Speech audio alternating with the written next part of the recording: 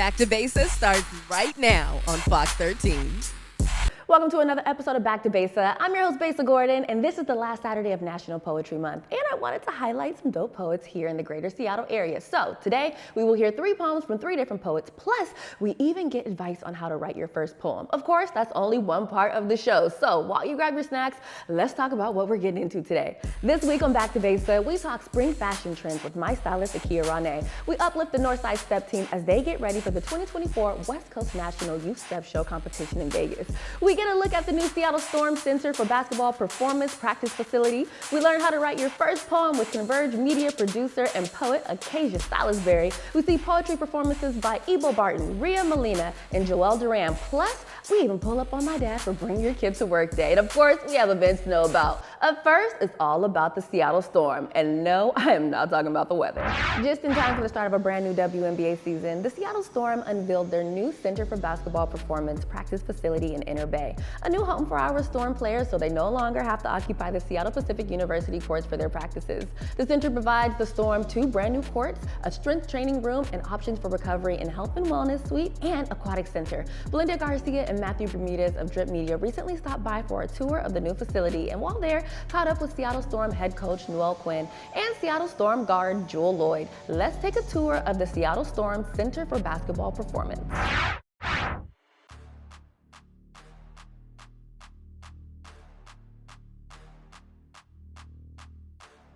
Hey y'all, Drip Media's Belle Garcia here, and ahead of the much anticipated 2024 Storm season, let's go take a look inside of their new Center for Basketball Performance. Come with me.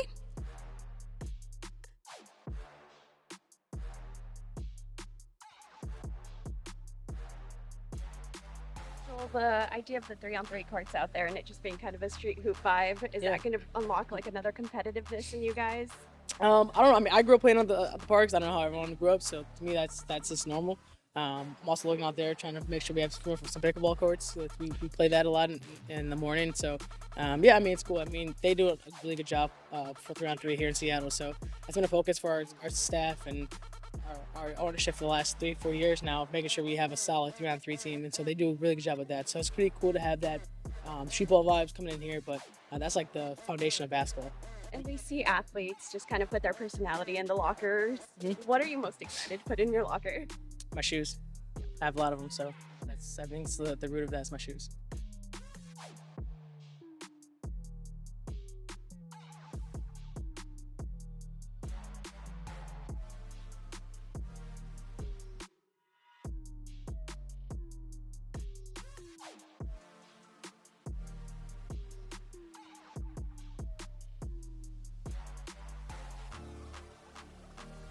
How big would it be for you when you were playing to have a facility like this? It would have been amazing to have a dedicated space where you can show up anytime, literally lounge, but also get your work done in the weight room. The resources for recovery that we have here, it's a place that you don't have to leave, honestly. And so I would feel, I don't want to ask for a 10-day. But I'm so grateful that the players have this space dedicated to them. Yeah, and as a coach, of course, what does having all of this space mean? Yeah, it means a great deal to me because one, I never had an office or a space like this. The connection that I now can have with my staff, but also with front office, we're in one space, and the efficiency of that helps a ton. But also just being able to access our players and watch our players grow and learn and see that, you know, their actual production on the floor, day to day, whatever is needed. It just allows us to work more efficiently, and I'm so grateful for that. Champions, welcome to our home.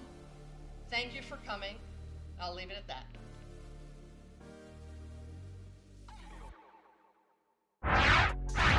Man, what a great way for our Seattle Storm to begin training camp for their 25th season and stay relaxed and ready during the season. I just know it must have felt so good for this player stepping in there for the first time, and hopefully one day soon I can check it out for myself. Until then, big shout out to Belle and Matt for bringing us this story, and be sure to support them by subscribing to their YouTube and keeping up with them on social media at Drip Media 206. Oh, and one last thing, let's go Storm.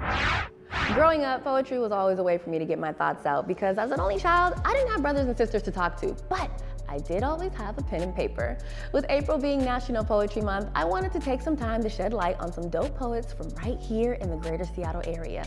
Well, we might be going to our first commercial break, but not before we hear our first poet, Ebo Barton, with his poem, Freedom Cut Me Loose. A few facts about Ebo: his poetry has gained recognition with his work featured in prominent platforms such as The Book, Black Imagination, and various online channels including Right About Now, Button Poetry, and All Deaf Poetry. He also achieved significant success in poetry slams, placing 5th in the world at the Individual Poetry Slam in 2016. Over to you, Ebo.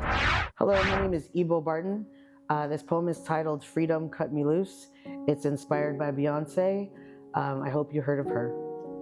When I came out to my mother, her first reaction was to comment on the volume of my voice when I said transgender, as if being myself in public wasn't already loud. I lowered my voice. Do you reach adulthood when your parents' reactions to your unblossoming start to sound hollow like an empty cage? When you look into a mirror and discover you are the only and ugliest salvation your family ever inherited? Do you reach full-grown adulthood when your reflection rejects you in your second language? The language you kept safe in your back pocket is an exhausted compass that only points towards the ocean. What about respect for my elders means mute myself? Are you still an adult if you just want to go home? I learned that being free isn't what everyone wants, especially if you find custody convenient.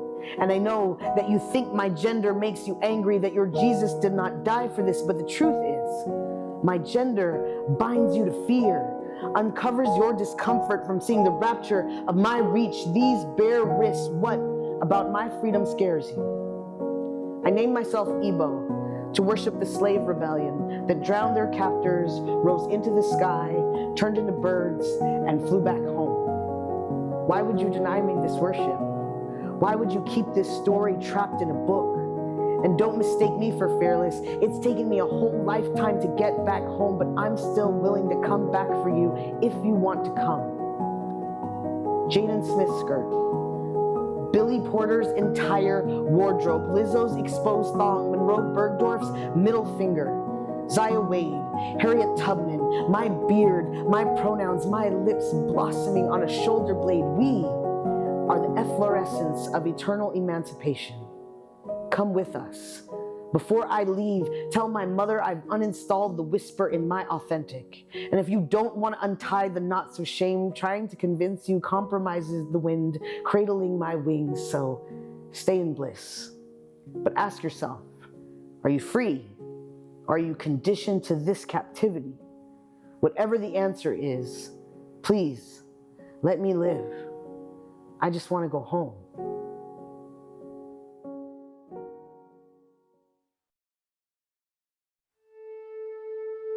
For us as parents, it's also very scary to think about the world that she's going into and what will she do in this world and who will she be and who will she be influenced by. And I think that this experience has allowed her to be confident in herself and to recognize who she is and what she stands for. When you run into a challenge, it is best to be like a buffalo.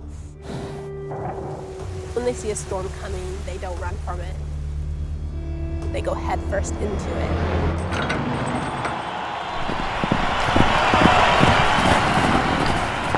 Representing the Evergreen State, I am your Miss Teen Rodeo Washington, Jessa Thomas. Welcome to the Windswept Farm. Home, I need a little taste of home. Back to Besa. With springtime in the Pacific Northwest being a little unpredictable, you honestly have to be ready for all weather types. And after the way the weather did us last Saturday in Seattle, I think we can all agree that no matter how long you've lived out here, you have to be ready for anything. With that being said, each season I bring my stylist Akia Ronai for seasonal fashion tips. This season, Akia is highlighting crochet, lace, animal print, burgundy, sky blue, and athletic prep. Let's take a moment to tap into this season's fashion trends. All right, you guys, it is officially springtime, and you know every season we have a nice little fashion show right here on Back to Besa. Today, we are joined by Akia Ronai, wardrobe stylist and consultant. She's worked with Nordstrom's, Amazon Fashion, and she's a costume designer and celebrity stylist, even for yours truly. And like I said, today we're talking all things spring fashion, so we are looking good for the next couple months. Hey, Akia. Hey. It's springtime. We do this every single season. What looks are we getting into today? So I wanted to pull inspiration from what was on the runway last fall from some of the big designers, and reel it in on how we can wear it day to day in real life. So some of my favorite trends were sky blue is the color. You're gonna see one of the models grace us with a dope head to toe look in sky blue. And oxblood was another favorite color of mine. As I shared with you last season, red was all the trend, but we're going deeper with oxblood, which is different, because that's usually a fall color. Yeah. I'm gonna show you how to do it for spring. Okay. And we're going to do mix it up. I kind of layered some of the trends. So animal print, all of the animals, right? So snake skin, like you're wearing, leopard print, you name it. Okay. So that into your wardrobe, animalistic is a I'm here for vibe. all the animals. Yeah, Okay. Yeah. So I'm gonna show you how to wear it, fam. Okay, well shoot, let's get right into it. I can't wait to see what tips that we are gonna get today. I put Mecca in this awesome lace shirt.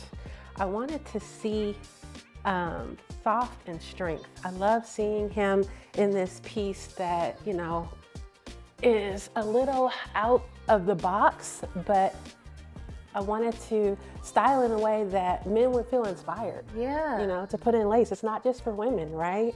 And he's got it with a nice medium wash for spring, and then this chambray striped scarf, and he can go anywhere. Sky Dior is rocking the athletic preppy trend for the season. I love this look for her. Today's Sky's birthday, by the way. But I love this look for Sky. She's only 12. It gives a schoolgirl collegiate vibe. And we're just having fun with the knee sock, the pleated denim skirts, which is a nice take on the pleated skirt. You don't usually see that in denim. Next up, we have Nishi. And Nishi is going to grace us with the color of the season. It's been about red, right? What color is this? It's right. pretty. So it's been about red for the last few seasons, but now we're going deeper for spring, which is different. Yes, oxblood. And I love it paired with this sheer animal print, which is another trend for the season. And when I say animal print, it's all the animal prints. It's snakeskin, it's leopard, snow leopard, you name it. All the things. Yes, and then I paired it with this like periwinkle cornflower leather boot by Stuart Weitzman to just kind of lighten it up. Because I like oxblood with different pastels to make it feel more spring-like. Rocking another really popular color for the season, sky blue. So she's given us all the cool vibes. It's like dopamine dressing. It's soothing and good energy. I like yes, yes, it's serene, it's refreshing, it's youthful, it's edgy. We paired it with this metallic sneaker, so it's elevated. She can go anywhere too, right? Yeah. Okay, so those were a schmood. I think what I love the most that you did was the mix and matching of the different patterns. That's my jam. And that's why we love you. If I had to pick my favorite one, it's gonna be between the sky blue and the deconstructed outfit that you put Sky Dior in. I think those are gonna be my two favorite outfits. Like you got the comfort, but then you have the it girl factor. Yeah, absolutely. So yeah, Sky was in that athletic preppy trend. That's all the rage this season. You're gonna see it everywhere. Now that you've seen it, if you haven't been noticing, you'll start to notice it. You'll start seeing it now. And again, you can implement it in a lot of different ways, like that Letterman's jacket, the pleated skirt, of course a stripe, tie, to just kind of, again, give it that collegiate, cool girl. Yeah, clueless, what like, I'm saying? I'm that girl. Kind of feel, so, yeah. Okay, look, you guys are always saying that you love my outfits these days. Well, this is the brains behind my cute outfits. Whenever I'm looking like a dud, that's all me. But whenever I'm looking good, it's definitely all Akia. So if you need some help with your style, with your fashion, maybe if you just need some consulting, definitely hit up my girl Akia Ronai. Sis, I want to thank you so much for tapping in with us every season, making sure we have all the vibes. Yes. Converge in the Black Media Studio. It's always a pleasure to be here. Love you guys.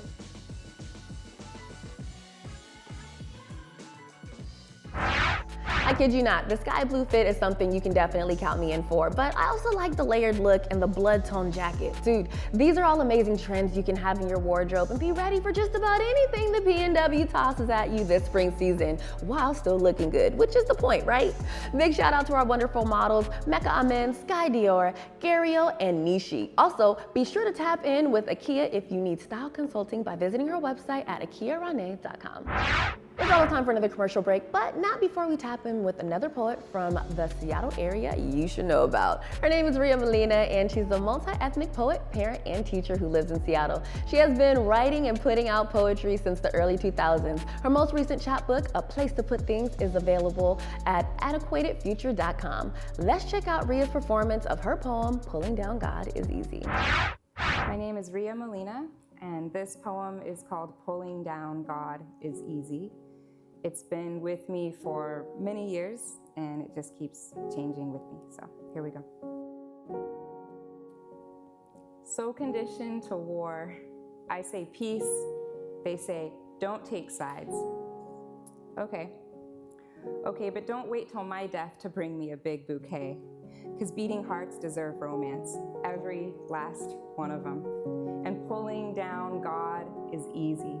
It's a sore throat outside, and I wouldn't eat with that mouth that's been fingering up the truth, and God only knows where that's been, just tracing the rim of our puzzle pieces with its tongue.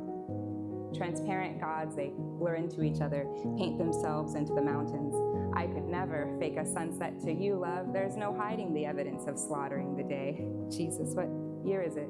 Am I aging already? I have lost count of the wrinkle ridges. This supernova is burning herself blind and careless. Just look busy.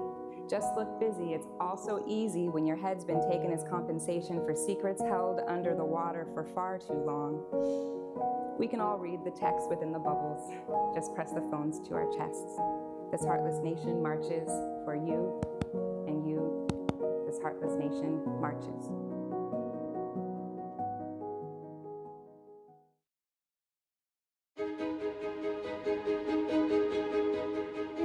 When I launched Back to Besa last year, what was important to me was that 1, we uplifted our stories, not only from Seattle, but all across the region. And 2, that this show, Back to Besa, was always free and accessible to everyone everywhere, no matter their situation. That way, they can see what I see daily. You know, the beauty, the excellence, and the resilience of our communities across the Pacific Northwest. Why? Because access to positive images of us is important and necessary, as representation always matters. So look, no matter where you live, be it the Central District or Centralia, Bellevue or Boise, Portland or Pullman, or anywhere across the country, I want you to join me on this Back to Besa journey by downloading the free Fox Local app on your phone or smart TV as we continue to elevate the very best of us in our communities. And then you'll be able to see what I see, and you'll know that our story is amazing and this uplift is always real. Welcome back to Besa. The Northside Step Team has been practicing hard, gearing up for their latest competition next month in Las Vegas at the 2024 West Coast National Youth Step Show Competition. Founded by Darnisha Bowman, who is also the owner of Black Coffee Northwest, and coached by Champagne O'Brien, who started off the program at the age of 5. The Northside Step Team is more than just a step team. They're all about setting up young girls to have a successful future ahead of them. The program, in its 24th year, continues to have a 100% high school graduation rate. When the girls aren't leaving it all on the floor, they're exposed to community service, civic engagement, voter registration drives, food drives, and they even take HBCU college tours. It's no wonder that year after year, they're one of the nation's best programs on the floor and in the classroom. I caught up with the Northside Step Team as they prepare for the West Coast Youth Step Show Competition in Las Vegas next month, a place that is all too familiar for these young steppers as they look to bring a championship trophy back home to the Emerald City. Let's take a moment to get to know more about these amazing young steppers. they need to know how to represent themselves and have the confidence to do so. So you should be able to tell someone what you're doing and why you're doing it and why it's important.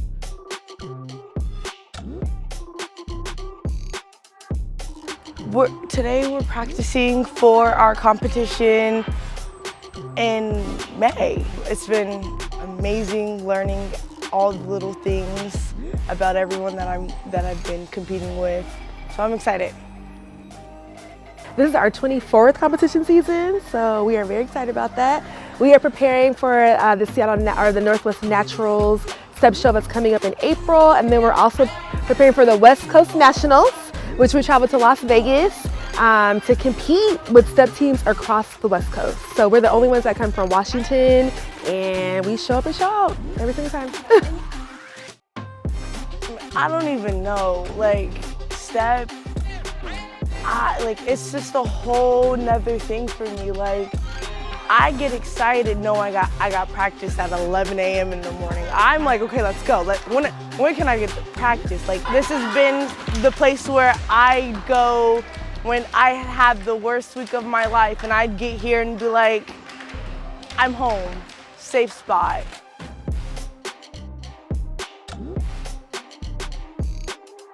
Of course, it's about the competition too, but I feel like it's a lot more also just about like bonding with your team and having that experience, and like all the hours in competition that go up to it really bond you, because it really is like blood, sweat, and tears. And then once you get down there, it's kind of like, okay, we've done all the work we can do, and now we're here to have fun, now we're here to compete.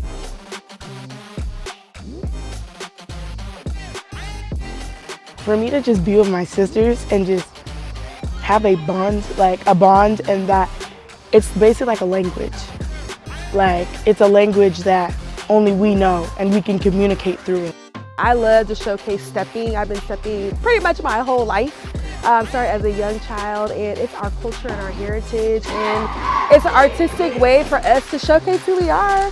And I love the representation that we bring. They be like, y'all from Washington? Because we pull up. We're like, yes, we're from Washington. And we come to win, and we usually do.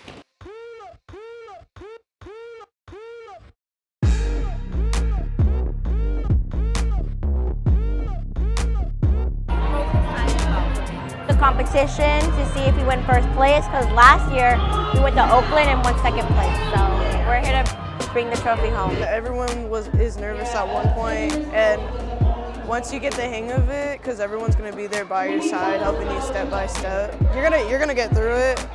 It's just that when you're nervous, it kind of goes away once you're with the people for multiple times. If we do sometimes get a little tired of each other, we always work through it, and we're definitely a good team. I think whenever we do group events, just hanging out, being able to have fun, being able to be ourselves around each other, not having to change the way we are, or change the way that we act, we're just really, really close, and I really like the bond that we have with each other. My favorite part of stepping is doing more steps and not hiding and just being yourself. My favorite thing about being a part of Northside Step is the family, the bonds that we have together and the bonds that we share. Fun fact about me, I was on a step team called the Beta Rose Petals back when I was in high school, and something that really stood out to me about this story is that all the things that made step special to me as a young rose petal are still fundamental today, like the friendships, bonding, teamwork, and service to the community. I see you, Northside Step. The 2024 West Coast National Youth Step Show competition takes place on May 11th in Vegas, and I can't wait to see these young ladies come back with some hardware. You can keep up with the Northside Step Team on their Instagram at Northside Drill and Step, and their Facebook at Northside Step Team. Good luck, ladies, and I already know you're going to kill it and leave it all on the floor. It's time for another commercial break, but not before we talk about another dope poet. Joel Duran, an Afro-Latino poet born in the Dominican Republic, raised in Brooklyn, New York, who now calls Seattle home. His poetry delves into the themes of love, gentrification, and the intricacies of city life. Joel is also the author of the upcoming bilingual poetry collection. Now, don't come for me if I say this wrong, but it's called Infatuated, Un Poeta Enamorado, which also explores the initial stages of love. Let's take a moment to hear Joel's poem, The Girl on the Bus, before we head to commercial break. What's up, everybody? My name is Joel Duran, and this poem is titled The Girl on the Bus, based on a true story. I boarded the bus, and before paying the fare, my soul detached from my body. As I walked down, you looked into my eyes, and I wondered, would I have the guts to greet you? Nerves killing me, and all I can manage is to smile and keep walking. 5 stops go by, and you disembark. As you leave, it feels as if my soul went with you. How cliche, falling in love at first sight. Because she is much more than an appearance. Unfortunately, men, we hardly use the right head. That night, I got home and wrote about you. Eyes that glitter, curly hair, skin touched by melanin. Shorty had all them curves and me without no breaks. Oh, hold on, that line kinda corny. A week later, I encounter you again, and this time I wonder if Shorty got a man. Once again, before paying my fare, my soul leaves my body as if you hadn't taken it the last time. As I walk down, you don't look into my eyes. And upon finding a seat, I'm shattered. How did you not feel my energy? I felt yours. And once again, at the 5th stop, you leave. As you leave, it feels as if you took what remained of me. Months go by and your memory fades. Little by little, I reclaim my soul. Enamored by the imagination of a woman I never knew. I walked through the aisle and it felt like the aisle at church, but in the end, you were not there, and eventually, neither was I.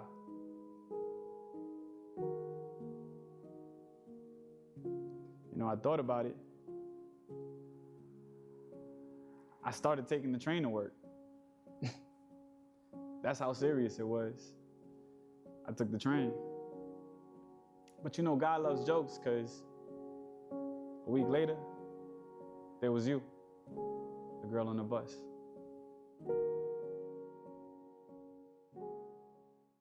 Hello, my name is Akia Ward, aka T-Dub. I am the founder of the Resole 206. We are Seattle's first dry cleaner for sneakers.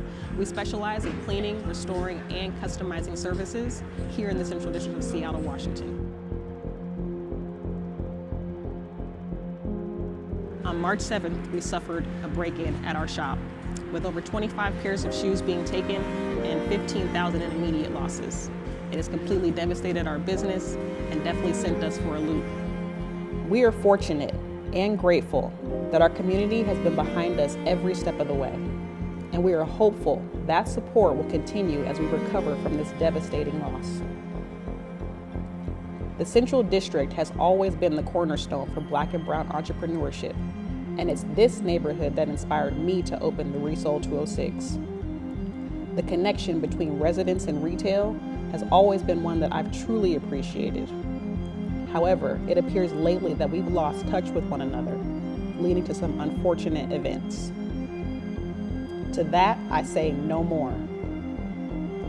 This situation has taught me just how important community and connection are, not only to my business, but to the building of a neighborhood that is safe and enjoyable for everyone. And as we embark on our recovery journey, we intend to lead with a united mindset that we can get through and overcome any obstacle together.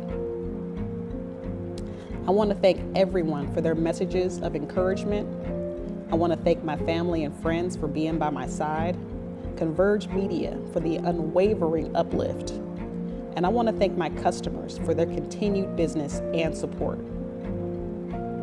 If you want to support me and the Resole 206 in our recovery efforts, head over to our website, www.theresole206.com.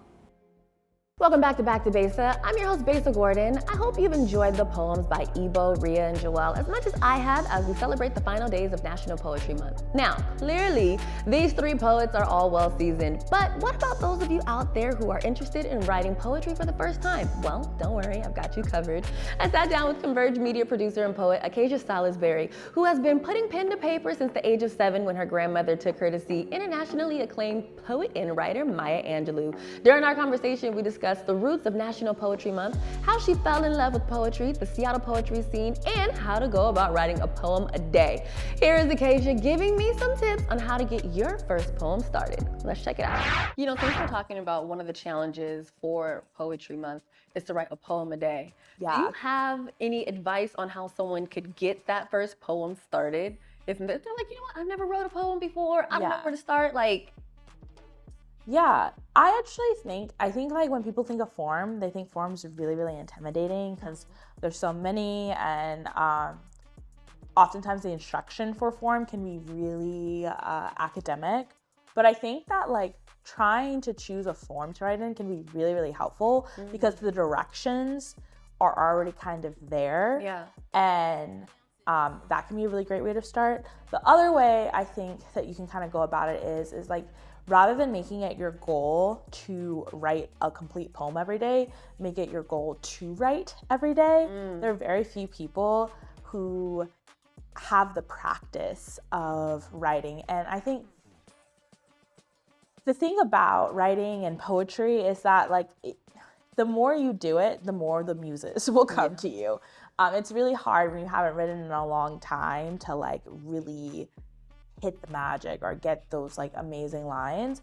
And so I think that like if you're new to writing poetry, or maybe you love poetry which you haven't written in a long time, just make it your goal to write every day of National Poetry Month rather than having to have a complete poem. And halfway into the month you'll like start to feel that rhythm of it. Yeah, that makes sense. Where it's like, you know, it's, I don't know, like riding a bicycle. Like when you first get back on a bicycle, it's a little bit wobbly, but then after a while, you're able to find that inspiration. You're able to like kind of like sprint out with how many ever poems. You might go to the grocery store and all of a sudden come up with a whole poem because you've seen something. Absolutely. Mary Oliver in a poetry handbook, she talks about how poetry, it's almost like setting a date. It's or like having a relationship. Oh, that's cute. And when you keep your dates, when you follow through on the commitments you've made to write, like the poems come to you. They're there. But like when you're flaky, when you're inconsistent, then the poetry is going to be inconsistent and flaky with you. And I love that analogy. It's like right in the introduction of her poetry handbook.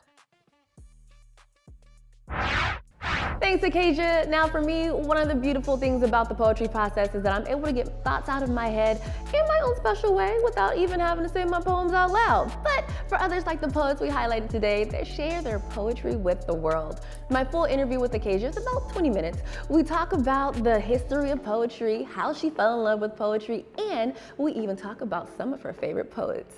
You can see the full interview on the Fox Local app or by visiting whereweconverge.com/backtobesa. And really quick, I want to take a moment to thank seasoned poet Chelsea Richardson, who is also right here in the Seattle area, for helping me put this together for National Poetry Month. And although we didn't get a chance to get you on camera, sis, I cannot wait to sit down with you and talk about your book, All Water Has Perfect Memory. And let me tell you, with a book title like that, you already know this interview is gonna be fire, so stay tuned.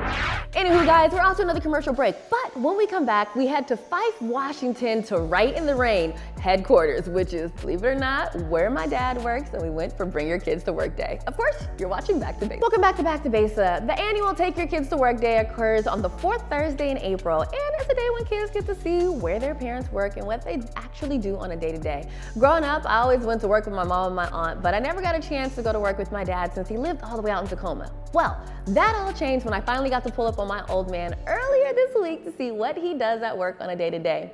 My dad, who is the shipping and receiving clerk over at Rite In The Rain and handles all the inbound and outbound products for the company, told me that he worked there and said, well, they make waterproof paper. Not gonna lie, I honestly couldn't wrap my head around how that would be possible. The amount of times I've been out on a shoot and was trying to take notes while it was raining is wild. Yes, in 2024, I still like to actually write down my notes. Anywho, I told my dad I needed to see how this all goes down for myself. So of course, the team and I pulled up to their headquarters for a quick tour and some father-daughter time at work. Let's check it out. Dude, today we are in Fife over at Rite In The Rain. Why? Because earlier this week was actually Take Your Kid to Work Day, and I know I'm not a kid, but I'm still a big kid at heart, all right? I've never actually gone to work with my dad, and he actually works right here at Rite In The Rain. So dude, today we're gonna go inside, check out what Rite In The Rain is all about, and quick backstory, dude, they make weatherproof paper and other products like binders and pins. They even have a pin that you can actually use to break yourself out of a car if something crazy happens. Dude, we're gonna get... Is that? I thought you were bringing Trey over. Hi, Dad. I guess we're going inside now. Now, before I got to hang out with my dad, I took a tour of the facility with Emily, who is their trade show specialist. During our tour, Emily showed me the shipping and receiving area, their station for making the paper weatherproof, and even let me put my own notebook together. While there, I met his colleague, Mark Sawyer, a press operator who's actually been with the company for a good 30 years. Mark was able to tell us a little bit more about how the paper works. We print on difficult substrates, and substrate meaning paper. In most print shops would be paper. And here in this environment, it's a water-resistant paper so that the inks don't dry quite like they would through oxidation on regular paper. And of course, Take Your Kid to Work Day is not complete without your parent giving you a personal tour of the area that they work in. Besa Gordon is my daughter. I'm proud of her. She's done everything she wanted to do. Goals are there, and I'm really proud of her. I love her to death, and I'll always support her. I felt good and proud of her. I always supported her completely. I always stood behind her saying, whatever you want to do, you can do it. Just go for it with full heart. And she said this is something she wanted to do, and when it went that way, I was like, cool. I'm proud of you. You're going to watch it? I'm already recording it. Basically, I come in and I go into my system 2 or 3 times a day, and what I do, I go through all these different emails. They'll be highlighted, and over here, it'll tell me I got so many on my inbox. And I'll just start pulling up like this one right here that tells me what all I got ready for the day to start working with. And then I can move on to the next one. Like, all this came down today, today's printout. My job is to see that everything comes in and get distributed where it needs to go to each different department. Then I have my main department, which is the receiving department, where I have to get everything constantly put in place for everybody to work with. And that's majority of most of my day, just dealing with stuff like that. My work area start literally back there. I have all this to deal with. My job is to make sure anything you see I get different numbers everywhere. Yeah. I have to make sure everything is here organized so that when guys come down and start looking for something, they'll put it into the computer and it'll tell them, oh, it's in this location, that location. And they can go right here and pull it out. Oh, even the paper's heavy. You know, Michael, he's a fun guy. He's loud and obnoxious sometimes, but he gets the job done. When he's on the forklift, he's a real professional, I gotta say that. He's safety oriented, and the guy can turn that forklift on a dime, and with very little tolerance and where you have to move, he manages to pull skids up and down with relative ease, and I know it's just because he's good at it. Sometimes we'll take 5 minutes and do the remember when, you know, because we're about the same age. He's always helpful. He's always like, yeah, what do you need? What do you got? So, yeah, good guy. Why do you like working here, Dad? It's nice. I have a real laid-back atmosphere. I'm not rushed at no time. I'm not really being issued about, well, you need to hurry up, you need to hurry up. It's more like, do what you gotta do. Okay, last question, Dad. Can I drive your forklift? No. I didn't even get the question on the way out. No.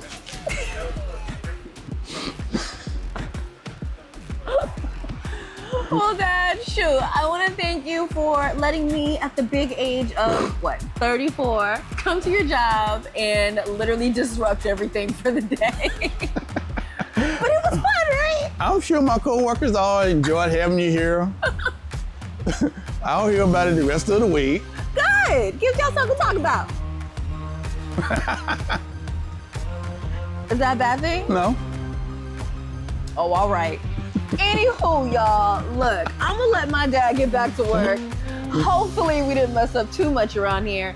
Definitely trying to take home some of this weatherproof paper. But look, in the meantime, between time, like I said earlier this week, was take your kid to work day. So hopefully you were able to go to work with your parents. As you can see, I was able to go to work with my dad. And dude, until next time, you guys already know what I'm gonna say. I hope that you have an amazing rest of your day. And of course, keep that energy high. Now let me see if I can actually get on that forklift.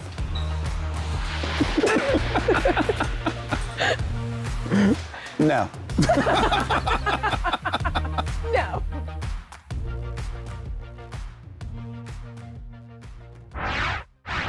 Let me tell you, when I wrote on the notepad for the first time, put the paper under the water and nothing happened, I was shook.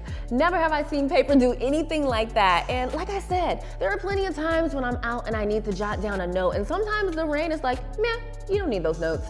Well, looks like I've found the fix for that. Big shout out to my dad for letting me take over his job for the day, and although he didn't let me drive his forklift, I at least had to try. The next thing I'm going to have my dad do is give me the family gumbo recipe, and because I'm clumsy when I cook, I'll make sure to write it on Rite In The Rain paper just in case I spill something on it.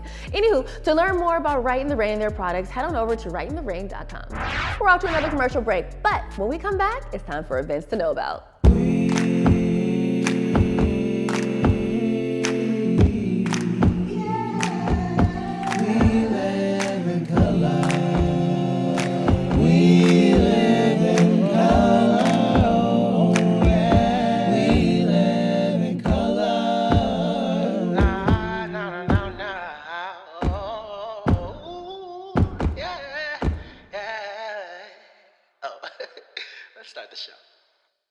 Welcome back to Besa. I'm your host, Besa Gordon, and it's time for Events to Know About, where I tell you about all the dope events happening around the city that you don't want to miss. So let's jump right into it. First up. Okay, so I mentioned this a few months ago, but I want to send another reminder. Tomorrow is the last day for you to see Disney's Aladdin at the Paramount Theater. I actually went on Wednesday. This show is amazing. So if you're able to get in there tomorrow before it's done, definitely do that. Wednesday, May 1st is The Lion Tells His Tale over at Broadway Performance Hall. Saturday, May 4th is the Once Upon a Space Time closing reception happening over at Art Noir.